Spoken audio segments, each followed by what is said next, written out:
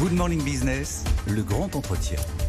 8h18 sur BFM Business et sur RMC Découverte. Le grand entretien aujourd'hui, c'est avec Eric Bismuth, le président de Montefiore Investment. Bonjour, merci d'être avec nous ce matin. Vous venez de lever 1,8 milliard d'euros pour investir dans les PME et les ETI. C'est tout frais, ça vient de sortir. On a eu aussi les chiffres de défaillance dont on parlait ce matin qui sont pas hyper mauvais, mais qui sont pas terribles. Nous disons quand même que le tissu des PME se fragilise. C'est 1,8 milliard. L'objectif, c'est toujours le même, c'est de grossir de plus en plus. Absolument. Alors, d'abord, bonjour Laure, merci de m'inviter ce matin. Effectivement, on est très fiers d'avoir dépassé nos objectifs de levée de capitaux pour les 12 derniers mois.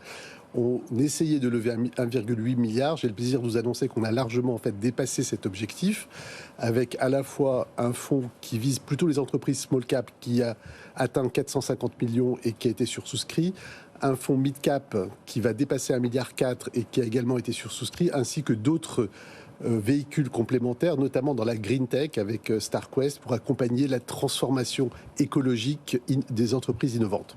Montefiore Investment, juste pour qu'on ait bien en tête, c'est désormais quoi, 5 milliards d'euros sous gestion, à peu près une cinquantaine de participations. Vous avez des boîtes comme European Digital Group qu'on a reçu il n'y a pas très longtemps, Cercle de la Forme, Interflora, Isabelle Marant, Ikera, Coesio pour qu'on voit à peu près. Donc on est sur, mid-cap quoi. On est sur les PME et les ETI, notamment dans les secteurs de services. Et notre spécialité, c'est d'accélérer la croissance rentable de ces entreprises. Au cours des 20 dernières années, on a investi dans plus de 50 entreprises qui faisaient en moyenne 8% de croissance à l'entrée. Et on a réussi à les faire grandir à un rythme moyen de 26% par an sur l'ensemble du portefeuille. Et je pense qu'il y a très peu d'entreprises d'investissement qui ont ce bilan à l'échelle européenne. Alors, quelle est votre vision sur le tissu actuel d'entrepreneurs ? On a ces chiffres de défaillance d'entreprises, on a ces remontées de terrain qui nous disent que les PME, les patrons de PME se sentent délaissés, parfois à la dernière roue du carrosse. Il y a d'abord les grands groupes qui prennent les contrats et puis eux, on leur laisse les miettes. Il y a ce sentiment, ce vote RN qui monte aussi chez les patrons de PME. Vous les trouvez là dans quel état d'esprit ? Alors, la première chose, c'est de dire que c'est vrai qu'en France, on a souvent donné des coups d'éclairage importants, à la fois sur les grandes entreprises qui sont très bien défendues et soutenues par les différents types d'organisations, et de l'autre côté, par la French Tech, qui s'est organisée de manière superbe et qui a permis, je dirais, l'accélération de ce tissu technologique français, et c'est une grande avancée au cours des 10-15 dernières années. Et entre les deux, nos PME et ETI sont souvent un peu sous le radar, et alors que c'est une très grosse partie de l'emploi en France, c'est l'essentiel de la création d'emplois, et cette création d'emplois en France, 2 millions de jobs créés au cours des 7 dernières années, c'est essentiellement le fruit d'entreprises qui combinent croissance et rentabilité importante. C'est ce qu'on appelle chez Montefiore les Lionnes, ces entreprises de croissance rentable qui peuvent créer le Mittelstand de demain, qui est le point faible de l'économie française, pas seulement dans l'industrie, aussi dans les services. Et on essaye à la fois de soutenir ces entreprises, d'investir, de les accompagner dans leur croissance, de les accompagner dans leur transformation technologique, écologique, humaine, pour aider aussi à porter les couleurs de la France. Le moral de ces patrons, aujourd'hui, forcément, ils sont très attentistes. Je ne suis pas spécialement préoccupé par la hausse des défaillances, parce que c'est aussi un peu le contre-coup d'un niveau de défaillance trop bas, enfin très bas pendant toute la période du Covid, grâce au soutien de l'État français.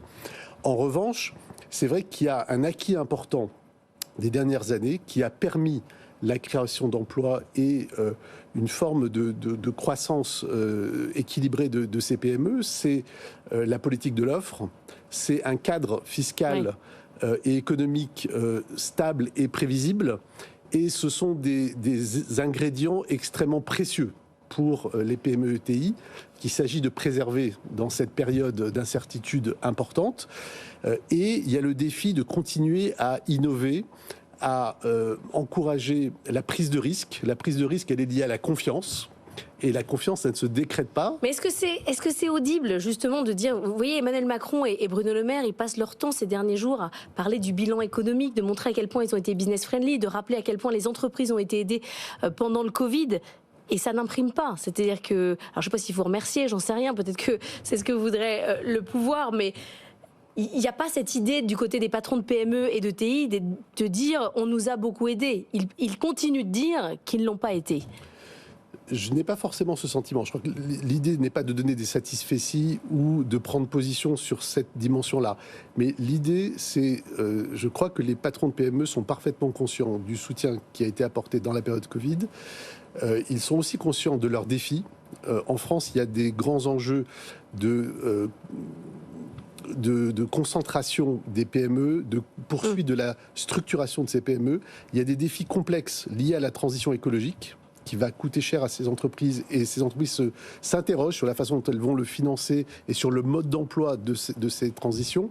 Et donc oui, il y a des inquiétudes aussi, mais il y a aussi beaucoup d'ingrédients de succès. On a la chance d'avoir un tissu d'entrepreneurs qui est probablement le plus beau en Europe, et donc je crois qu'il y a aussi des facteurs d'optimisme. Je vais vous résumer peut-être à l'extrême, mais en fait pour éviter le vote extrême, il faut faire grandir les PME.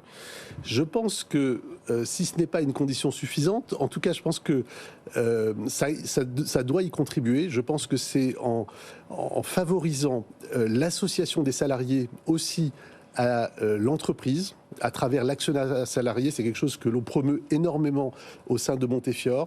En cherchant à aligner les intérêts de l'ensemble des parties, je crois qu'on favorise aussi la cohésion sociale. Éric Bismuth, vous qui parlez aux investisseurs étrangers, dans quel état sont-ils? On était à Choose France il y a 100 ans, mais c'était il y a un mois, avec cette avalanche d'annonces d'investissements étrangers. Dans quel état sont-ils? Tout le monde est à l'arrêt?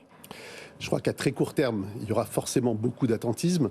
Les investisseurs français aiment la France, ont choisi la France sur les dernières années en particulier. Je crois que la France garde des caractéristiques essentielles à leurs yeux, en termes d'équilibre d'économie, de qualité de la main-d'œuvre et de l'intelligence de l'ensemble des forces vives du pays. Nos talents. Mais des talents.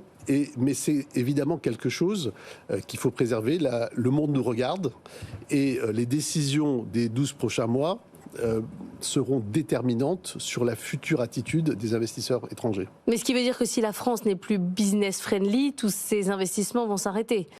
Tous ces investissements peuvent se ralentir. Alors nous, on a la chance d'être dans un métier où les investisseurs s'engagent sur des périodes très longues, sur des périodes de 10 ans.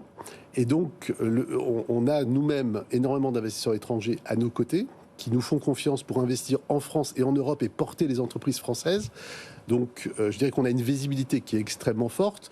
Mais, par exemple, sur les marchés boursiers, évidemment, les réactions sont beaucoup plus rapides. Et comme vous le savez, la majorité du capital de nos grandes entreprises est détenue par des investisseurs étrangers. Mais là, à 8h26, le 14 juin, est-ce que vous êtes un peu stressé, tendu sur l'avenir de vos métiers, sur le tissu économique français ou pas?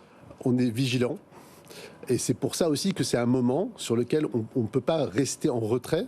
Et je crois que c'est important, en tant qu'acteur de terrain proche des PME, des ETI françaises, de rappeler ce qui est important pour le succès de nos entreprises, pour le succès de nos salariés qui ont envie de continuer à entreprendre en France et porter les couleurs de l'économie française. Merci beaucoup Éric Bismuth d'être venu nous voir ce matin, président de Montefiore Investment, pour ces 1,8 milliard d'euros qui ont été levés pour investir dans les PME et les ETI.